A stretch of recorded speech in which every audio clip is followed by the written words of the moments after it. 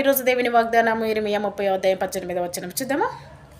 యెహోవా ఈ మాట సెలవిచ్చుచున్నాడు, యాకోబు నివాస స్థలములను కరుణించి వాని గుడారములను నేను చెరలో నుండి రప్పింతును. అప్పుడు పట్టణము దాని కొండ మీద కట్టబడును, నగరియు యథాప్రకారము నివాసులు గలదగును. దేవుడి వాక్యం దీవించిన కాక ఇది మీకోసం రిసీవ్ చేసుకోండి.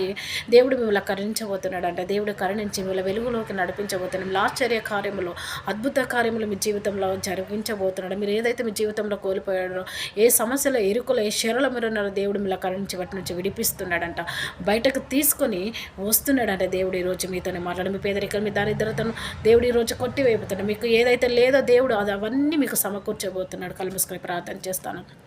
మహోన్నతుడా, నాయన బిడ్డలను జ్ఞాపకం చేసుకో, బ్లెస్ చేయమని నడుచున్న వాళ్ళ ఇరుకుల ఇబ్బందులు తొలగించి వాళ్ళ చెల్లు నుంచి బయటకు తీసుకురండి. నాయన ఏదైతే కావాలో అది అవసరం ఏదైతే ఉందో ప్రభావ వాళ్ళకి సహాయం చేయమని అడుగుచున్నాను. మేడం ఇది వాళ్ళతో నింపమని ఏ శ్రమని అడుగుచున్నాను.